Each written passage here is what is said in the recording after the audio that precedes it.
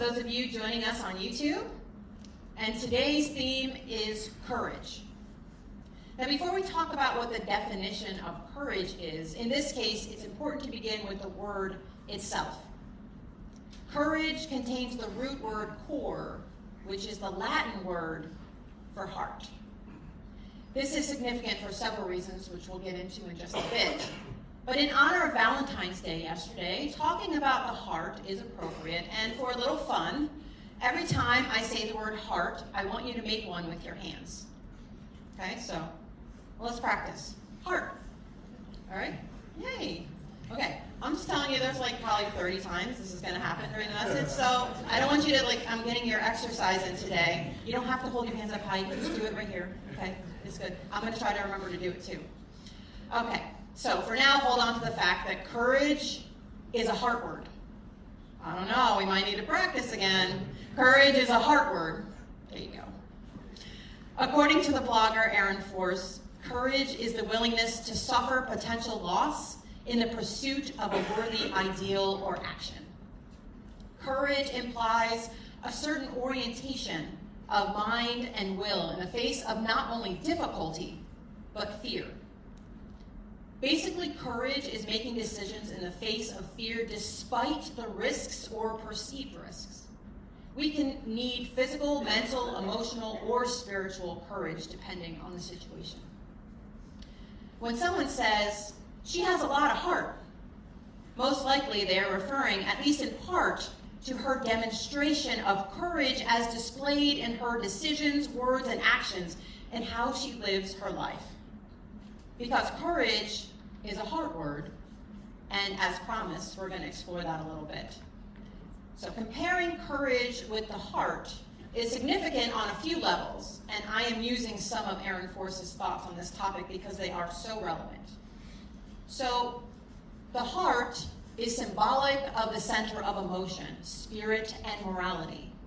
It represents the authentic self. In a lot of settings, the word heart refers to our mind or will, our emotions and spirit, your inner being, the real you, everything that is the essence of who you are. Sometimes when we make a decision, someone might ask us, "What does your heart say?" The heart is a source of our emotions and spiritual qualities, all things that make us human. To be courageous, then, is to tap into that humanity within us so that we may see beyond the fear and reach out to do difficult things for ourselves, on behalf of others, or both. Courage is a heart word. The heart supports literal life. It's beating in you right now.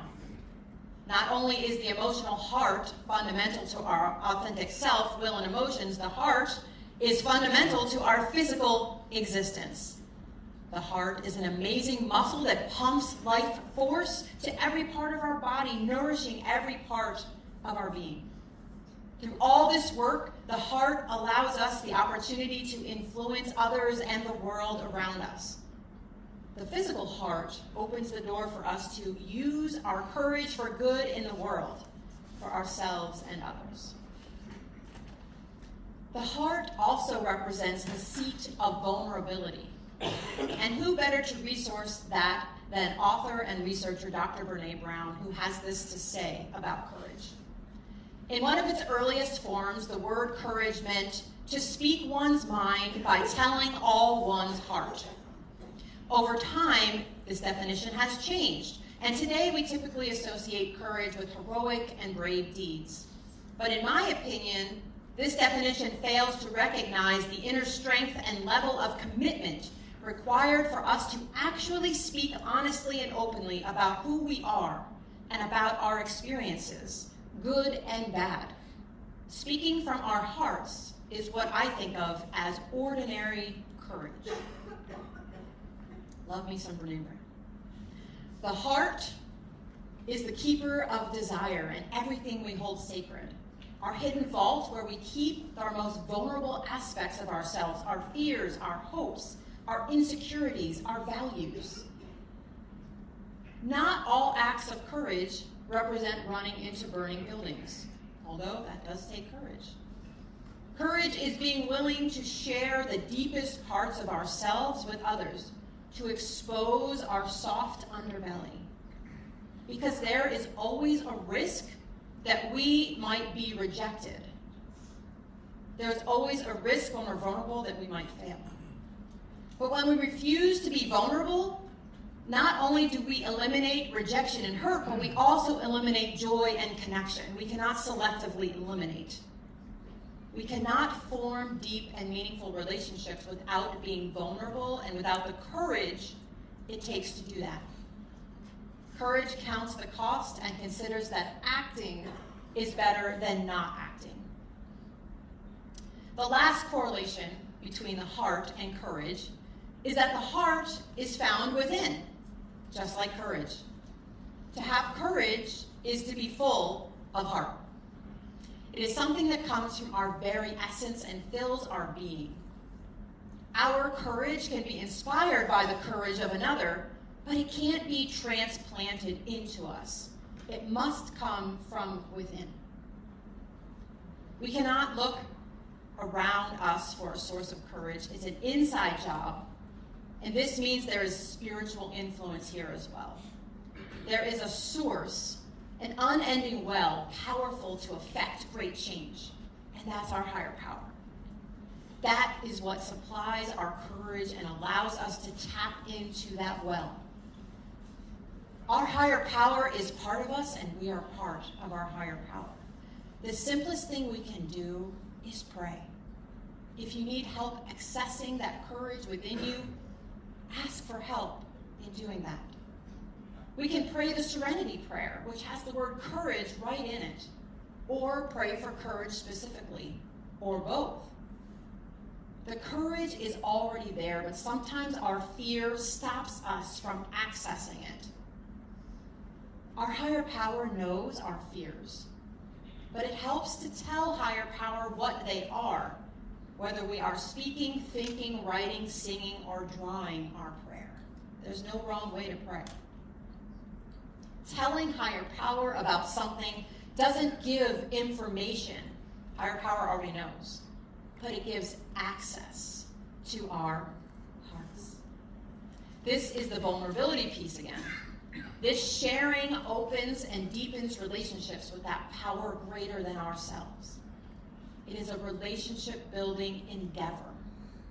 So don't leave higher power out of your struggles. Pray for the courage you need and trust that higher power will help you. Expect it. Lean into it. We can do hard things. And those of you who are in residence right now, you're already doing a hard thing. You've already overcome getting here. Hard things for a better tomorrow, a better life, a better you. Asking for help takes courage, whether from a higher power or other people. Friends, it is a hard thing to do, but please ask for help as many times as necessary, from as many people as necessary. It doesn't make us weak or needy. It makes us courageous. We heard a good one from Brene Brown earlier, but I'll leave you with 3 more quotes. So many inspiring quotes about courage. I encourage you to Google quotes about courage this week. So here are the 3 that I selected for the end today. This is from columnist and author Jim Hightower. The opposite of courage is not cowardice, it's conformity. Even a dead fish can go with the flow. The second is from Greek historian Thucydides. That's a hard one. Thucydides. The secret to happiness is freedom, and the secret to freedom is courage. And lastly, from actor John Wayne, courage is being scared to death and saddling up anyway. So we're going to take a few minutes of silence just to think about something that stood out to you today about courage. So let's take a few moments and silently reflect on that.